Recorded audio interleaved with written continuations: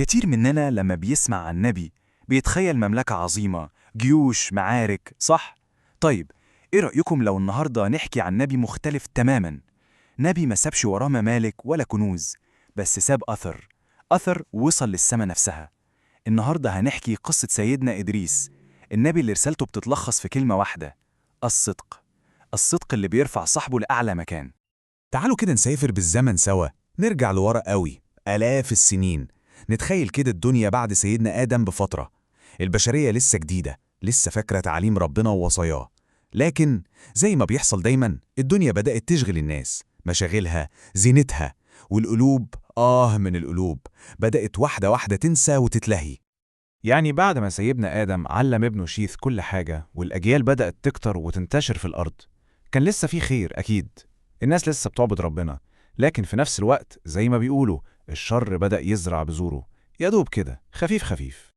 وفي الوقت ده بالذات، وقت ما القوة بدأت تبقى بالسيف وبالجاه، ربنا سبحانه وتعالى بعت لهم نبي من طراز فريد. مش نبي صوته عالي أو معاه جيش، لأ، ده راجل كانت كل قوته في قلبه، قلب صادق متصل بالسماء. النبي ده هو سيدنا إدريس عليه السلام، من أحفاد سيدنا آدم، من نسل ابنه الصالح شيث. اتربى وسط ناسه اللي كانوا على الفطرة ولسه بيعبدوا ربنا، بس زي ما قلنا الفساد كان بدأ يدخل بينهم بالراحة. وسط كل ده كان سيدنا إدريس شخصية مختلفة، هادي وحكيم جدا، مش بيتكلم كتير بس بيسمع أكتر. الناس كانت بتروح له بمشاكلها اللي ملهاش حل، فكان يسمع منهم بكل هدوء وصبر، يفكر بعمق، وبعدين يقول كلمتين اتنين، كلمتين بس يحلوا أكبر مشكلة. سبحان الله. والوصف ده ربنا سبحانه وتعالى لخصه في القرآن في كلمتين بس. تخيلوا، كلمتين بس يلخصوا حياة ورسالة نبي كامل.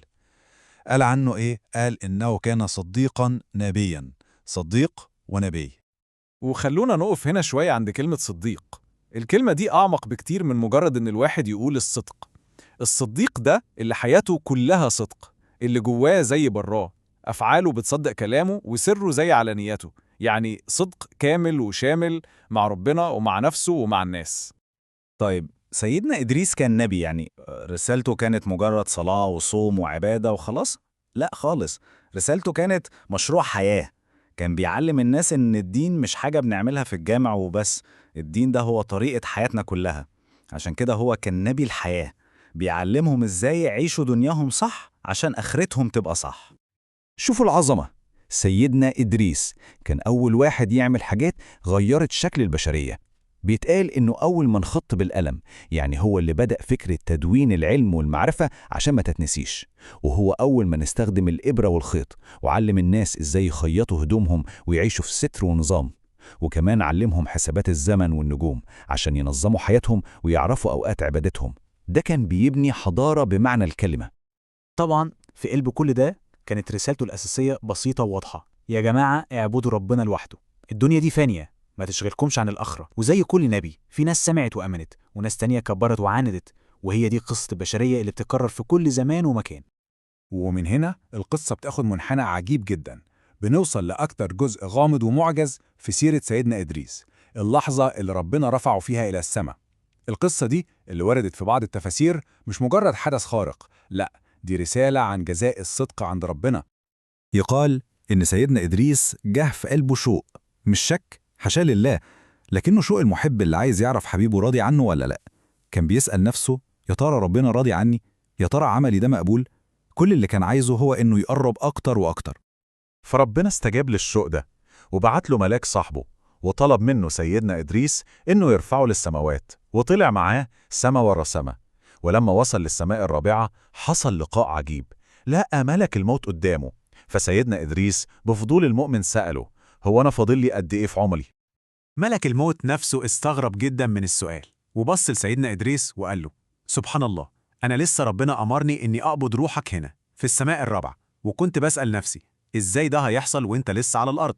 وفي اللحظة دي والمكان ده اتحقق قدر الله.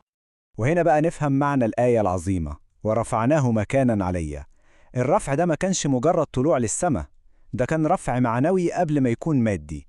الرفع في المنزلة، تشريف وتكريم. ربنا رفع ذكره في السماوات والأرض. مكانة عالية جدا محدش وصل لها. طيب، السؤال المهم، إيه هو الإرث اللي سابه لنا سيدنا إدريس؟ إيه اللي فضل من بعده؟ الحقيقة إنه ما سابش حاجة من اللي بنشوفها بعينينا، لكنه ساب حاجة بنحسها بقلوبنا، حاجة أغلى وأبكى بكتير. يعني هو ما سابش قصور ولا كنوز، ما سابش جيوش تدافع عن اسمه، ما سابش أي حاجة من الحاجات دي، لكنه ساب إيه؟ ساب فكرة إن مكانتك عند ربنا بتتقاس بصدقك مش بملكك. ساب درس إن كل عمل بتعمله بإخلاص حتى لو كان بسيط زي خياطة هدومك هو في حد ذاته عبادة. القصة دي بتعلمنا دروس مهمة قوي لحياتنا النهاردة. بتعلمنا إنك ممكن تكون إنسان عادي جدا في عينين الناس، مش مشهور ولا غني، لكن بصدقك مع ربنا تكون مكانتك في السماء أعلى من الملوك. بتعلمنا إن السمعة الحقيقية مش هي اللي من الناس، دي بتروح وتيجي. السمعة الحقيقية هي ذكرك الطيب عند ربنا، وإن صدقك ده هو أغلى من أي منصب أو شهادة أو فلوس في الدنيا. يعني الخلاصة إيه؟ الطريق للمكانة العالية له خطوات واضحة سيدنا إدريس رسمها لنا. عايز ربنا يرفعك، خليك صادق. عايز تقرب منه، اخلص في كل عمل بتعمله صغير كان أو كبير. عايز نهاية تشرف، خليك عايش بجسمك على الأرض بس قلبك وروحك متعلقين بالسماء. حكاية سيدنا إدريس هي حكاية نبي بدأ مع بداية البشرية، وانتهت رحلته في مكان قريب من ربنا، وساب لنا بين البداية والنهاية دي رسالة واحدة واضحة زي الشمس: الصدق. الصدق هو اللي بيرفع صاحبه في الدنيا وفي الآخرة. أشوفكم على خير إن شاء الله في حلقة جديدة وقصة جديدة من قصص الأنبياء.